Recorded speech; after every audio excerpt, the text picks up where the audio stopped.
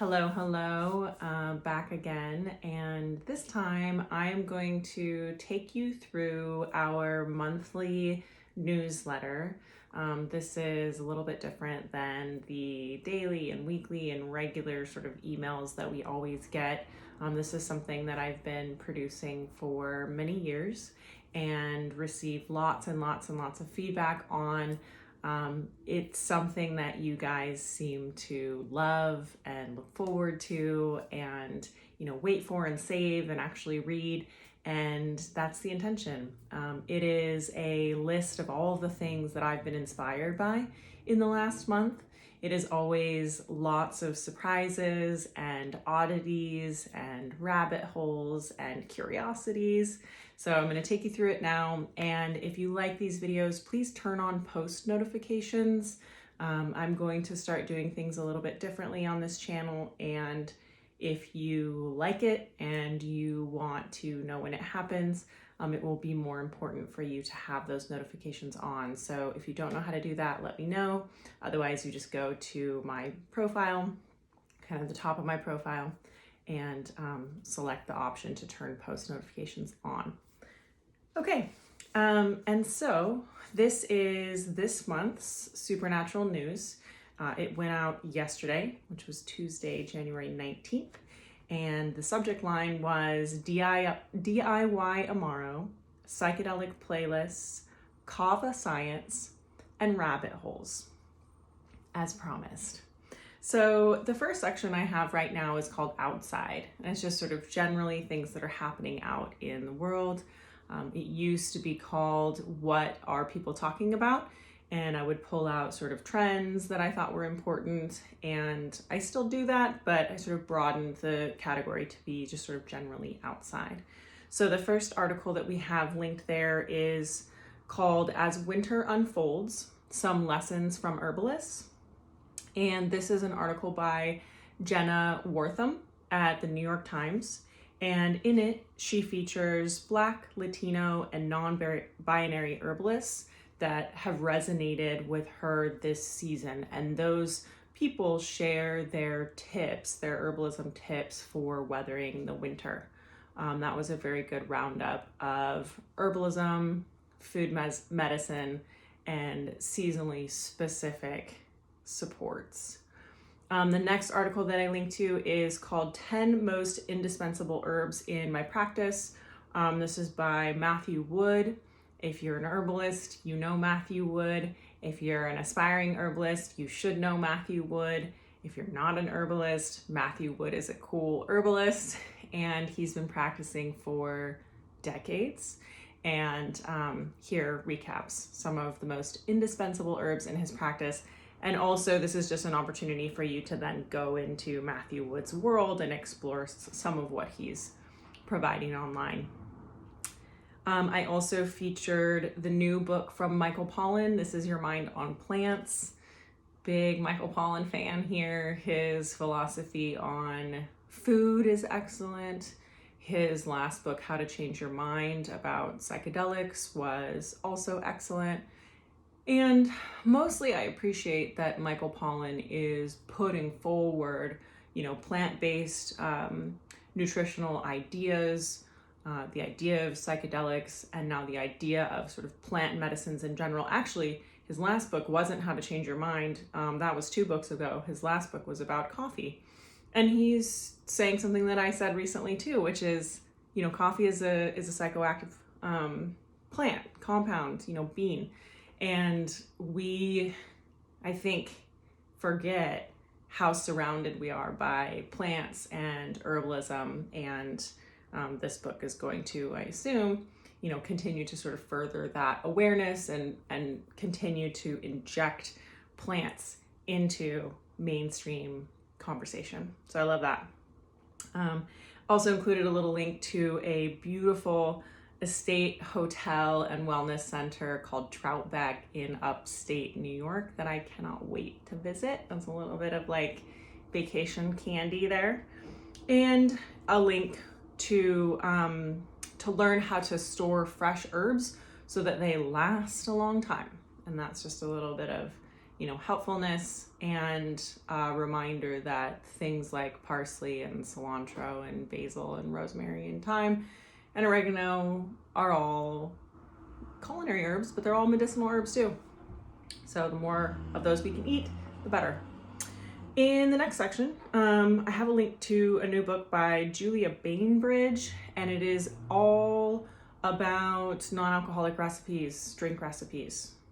I guess non-alcoholic food recipes, non-alcoholic drink recipes. It's called Alcohol-Free Recipes for When You're Not Drinking for Whatever Reason. And I'm not sober. I have been. But I talk a lot about herbal alternatives to alcohol. I think herbal alternatives to a lot of things is what I do. Herbal alternatives to coffee, herbal alternatives to over-the-counter medications, prescription medications. That's a lot of what's happening here. But I find that it is a subject, herbal alternatives to alcohol is a subject that is super, super interesting right now. There's a lot of demand for it. I love it. I'm making, some sort of mocktail every night, and then maybe having a little bit of wine, but you can have, 7 herbal mocktails if you want and feel great.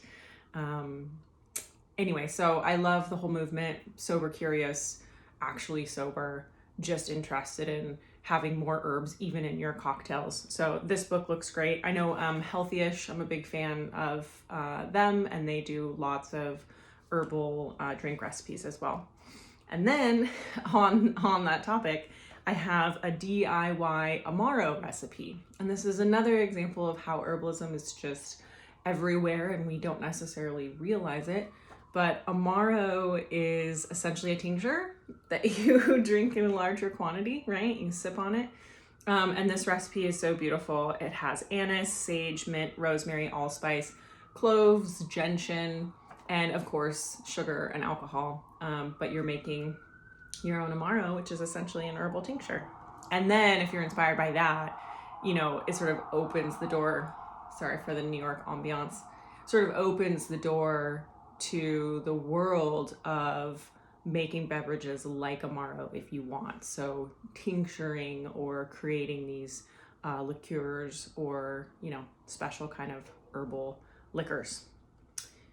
Let's see. Okay, and so trying to keep it on theme here, I guess I didn't realize how focused this was, but the next piece that I have in here is a very long study and history and sort of scientific delve and recommendation about how to use Kava as a clinical nutrient.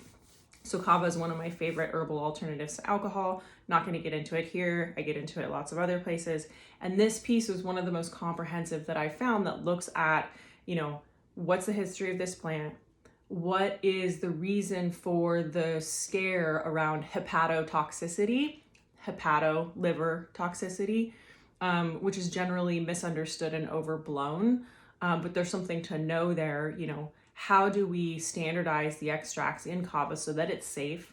How do we use it, going forward? So awesome piece if you're interested in that. And I think, one of the most common question I get about Kava for sure is it toxic for my liver? Which I'm not going to answer now, but if you're interested, that piece is excellent.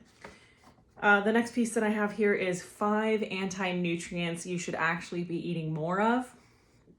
So this one was just me kind of poking at diet trends. We're like worried about anti-nutrients, and then we're like, we should be eating the anti-nutrients because they make us stronger, which is similar to like the concept of hormesis, which is all about, cold therapy and hot therapy and even a little bit of like adaptogenic science. That idea is we stress our body in micro ways and it makes us stronger. And, some argue that anti-nutrients are plants' defenses and, therefore we shouldn't be eating them because they're difficult to digest and they're inflammatory and they're defenses against us. Which I do ascribe to in many cases. And then of course you see a counter argument, just like should you eat coconut oil? Yes, no. The counter argument here is you should actually be eating those anti-nutrients because they make your system stronger. So, but I will say generally as a recap, I'm not a fan of any diet that demonizes vegetables. Okay, we have a fun little link here from Tony Robbins and Mike Tyson, who are talking about toad, their experiences on toad. And if you don't know what that means, you can check it out in my newsletter. All right, next section is from Supernatural. So I'll go quickly here because you basically know what's happening. The 4-week course continues. You can join anytime. I highly recommend that if you are interested in working with me or understanding my philosophy or understanding nutrition and herbs better. It's everything that I teach basically everyone in all of our first sessions together. So the Supernatural series 4-week course, sign up at the link in my bio or on our website. My upcoming event with the Alchemist Kitchen, you know about that. That's at the end of January. You know about my sort of biomarker and body health testing that I'm doing with Base. It's super cool. I got new results in, I think it was yesterday, and shared those, and I'm already going into new tests with them. I can't get enough. You can learn more about that on IGTV. I have a link to a whole bunch of articles that I've contributed to in the last month or so. Herb boosted coffee, low sugar smoothies, 2 different articles about digital detox and how to manage your screen time and your inbox time and your time in general, which I'm kind of that's not a good thing to say. It's I'm kind of intense about how I manage my time. Let's say that. Let's see. And then I have a little discount code for Free Rain, my favorite herb infused sparkling water. You can use code DRYJanuary to get 15% off this month. And if you're making mocktails or you're working with Kava or you're sober curious or you're doing Dry January, they're a great option. Love, love, love Free Rain. And then in the fun sort of miscellaneous section here, if you're still with me, this is a little longer than I expected, but hopefully it's still fun. I was looking for the musician John Hopkins' psychedelic ambience playlist, and I found Johns Hopkins psilocybin research playlist. So that is a musician and that is a medical institution. But they both have psychedelic playlists on Spotify. So link to that is in my newsletter. I'm very inspired by this beautiful, important bird opera. This is sort of immersive, multimedia, poetry, video, audio experience. So that's in there. This is an important point. The death awareness resources on my website have one sort of post, one article that I continue to update. This list of resources continues to grow. I am actively, basically on a daily basis, doing death awareness study. I'm in classes. I'm working with a guide. I'm like making things and writing things and reading everything I can get my hands on still incessantly since last March. And everything that I've found of value is in that post on my website. So you can check that out if you're interested in sort of death positivity or grief. And also one of my guides, her name is Laura, is now accepting clients. So if you need someone or want someone to explore that process with and more, you can work with Laura, and that link is in the post on my website and also in the newsletter. We have 2 left and then we're done. I closed it out with a couple of links to libraries of poetry being read by John Ashbery and Ocean Vuong.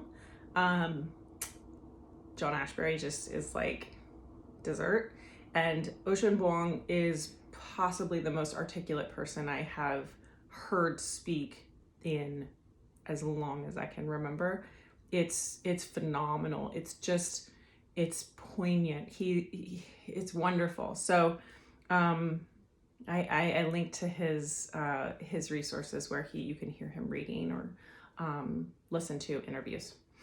And the very last sort of cherry on top of the supernatural news this month is a recipe for sweet and salty miso caramel popcorn. So hopefully this was fun. If you like the idea of getting this in your inbox once a month, definitely sign up at the link in my bio. Reminder to please turn on post notifications to know when these things launch. And most importantly, as you're out in the world consuming herbalism, plant-basedness, discovering, a new herb in the sidewalk, or, a botanical, tag me, mention us, send it over, share it. I think the more that we kind of recognize and connect about the fact that we are surrounded by this, the more sort of rewarding and, connective it can be. So that was that. And I'll see you next week.